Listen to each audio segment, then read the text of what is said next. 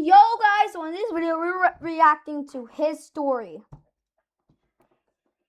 So let's get into it. Oh, no, not short, not videos. Alright, let's get in. I told my doctor I was having terrible stomach pain, and he replied, "It's probably nothing, but after..." Oh, that's why it says his story.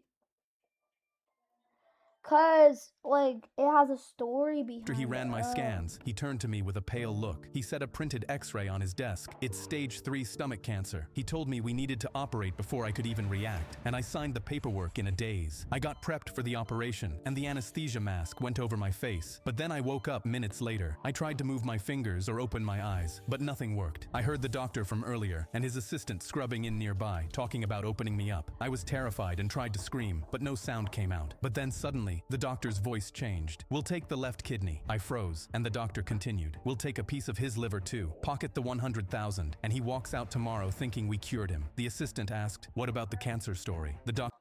What? What? I was in my back garden putting my hand near... I told my doctor I was having a scar. He's got a recovery plan. He won't know it was just a stomach bug. I realized they were trying to harvest my organs. I tried to move my legs, my arms, but nothing worked. I heard the doctor pick up a scalpel, and I prayed for my fingers to just move because I didn't want my organs harvested. Suddenly, one of my fingers twitched. Then my whole hand opened. The doctor lifted his scalpel over my stomach, ready to make the first incision, but I shot up on the operating table. I slapped his hand away and immediately ripped the IV out of my arm. I sprinted out of the operating room and ran down the hallway, past the stunned nurses, and burst out the front of the hospital still in my gown. Having my organs still intact felt so good I completely forgot about my stomach. I told my doctor I was having terrible stomach. I was in my back garden putting my hand near the pool.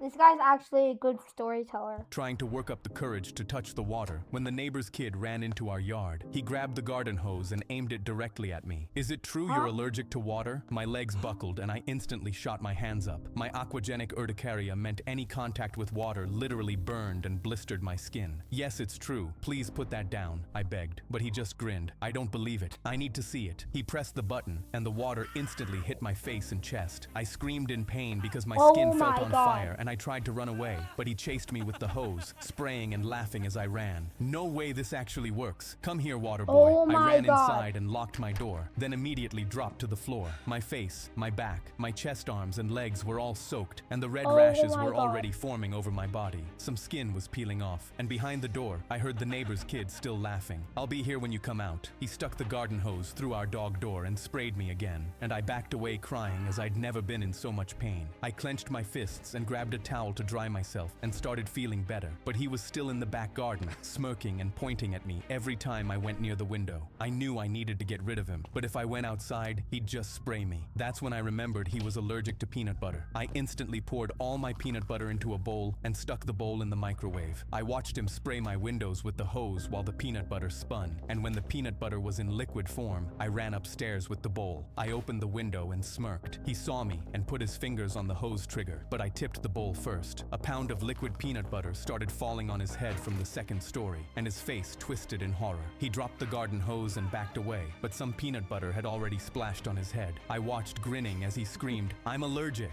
He stumbled backwards, and suddenly his foot slipped on the water he'd sprayed by the pool earlier. He went crashing into my pool and splashed hard, covered in peanut butter. I saw him start to go blue and just laughed. I shut my window and called the ambulance. He wasn't going to die, but he wasn't going to ever spray me with a garden hose again. I was in my back garden putting my hand near the pool. I put my $50 I'd been hiding from my dad in my pocket, then stuck my head... Bro, why would you do that? Why would you do that? Tell me why. Out my bedroom door and watched him. The new arcade had just opened up and I really wanted to go, but Dad never let me leave the house. He searched my sister's room, then went downstairs, and I instantly opened my bedroom window. My heart pounded as I climbed out, and when I saw Dad lay down for his afternoon nap, I knew I had about 90 minutes before he woke up. At the arcade, I had the time of my life, and I even broke the record on the basketball game. When I saw 1 hour had passed, I decided to go home before Dad woke up. But as I was leaving, I saw a long queue in the corner. The sign said, "Jack jackpot prize, one NBA Finals ticket, entry $2. My heart jumped because going to the NBA Finals was my dream. I thought about what Dad would do if I came home late and still decided screw it. In the line, I kept checking the time anxiously as everybody failed. When my turn came, I put in my last $2 and swung the hammer. The neon bar stopped at the jackpot slot and the machine lit up. My eyes went wide because I actually won. The manager instantly gave me the ticket with the official NBA stamp, all while I pinched Oh my god.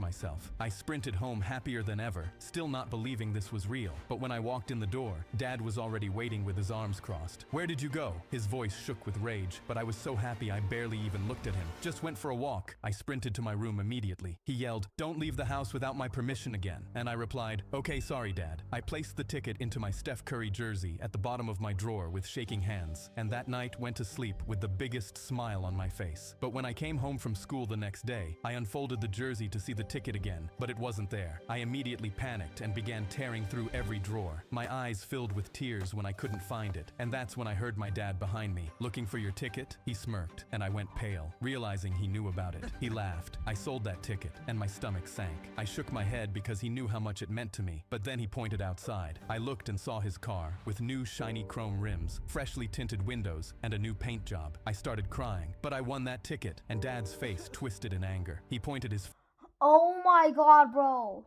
finger at me. "You broke my rules under my roof to get that ticket. Be thankful you're not grounded too." He slammed my door, and I sat on my room floor, staring at the empty jersey where my ticket was. Dang, if I got a ticket, I would have been like so happy, but if my dad took it, I would have been like very mad. I would have literally And like crying. got I put so my mad. 50. When all the lights in our Airbnb switched off, me and my son ran to the front door to find out what was going on. When we finally managed to pry it open, we were met with a huge pile of snow. Even our rental car was barely visible under the white. I called every emergency number I knew, but none of my calls were going through, so I gently turned to my son. "Go inside. There must have been a blizzard." As soon as he did, I started sweating with panic, because now we were in the middle of nowhere with no phone signal, no source of food, and no way out. I ran to the fridge, and there was only enough food left for 3 days. I buried my face in my hands and walked to my Bro, that was bad. The whale was tracking my little brother's hand through the glass when the kid behind us chucked popcorn at the tank and yelled, "Eat up, Shamu." Tommy didn't turn around. "That's not Shamu. Her name is Luna, and orcas remember faces." The kid laughed and held up another handful of popcorn and launched it into the tank. "She gonna remember me, whale boy?" Tommy's hands trembled on the railing. He'd loved orcas forever. Mom worked 2 months of doubles for these seats. His smile disappeared, and I saw him clenching his fists. Some rich kid was going to ruin it before the show even started. His 2 friends started cracking up. "She probably likes the popcorn, bro." The kid stood up, leaned over the rail, and dumped his soda and popcorn box into the pool. "Hope she likes Sprite too." Tommy spun around, his whole body shaking. "Stop, you're going to kill her." The kid laughed and shoved Tommy in the chest. Tommy hit the railing and slid to the floor. The 3 of them stood over him, howling. That was it. I jumped up to show them what happens when you mess with my brother. But that's when Luna let out a low call and disappeared under the water. 2 seconds of nothing. I froze on the steps. Then she breached right in front of them and slammed her tail like a thunderclap. A wall of water hit all 3 in the face. One slipped and went down screaming. They ran out drenched and crying. A trainer rushed over. "Are you okay? She's never done that. She picks her people." Tommy walked to the glass. Luna rose to meet him. He pressed his hand to the glass and she nudged it back. "Told you," he said. "Orcas remember faces." The whale was tracking my little I was working at a factory, holding a piece of burning hot metal, when my boss ripped the safety gloves right off my hands. The hot metal dropped to the floor. I yelled, "Hey, I need those. I almost burnt myself." He ignored me and threw my gloves in a trash bag. "New policy. You all work without safety gloves now. Real men work with their bare hands." My palms were already burning from the heat. My coworker Joe yelled, "Boss, someone can get seriously hurt." He laughed. "Then don't be stupid." He walked down the line and snatched the Oh my god.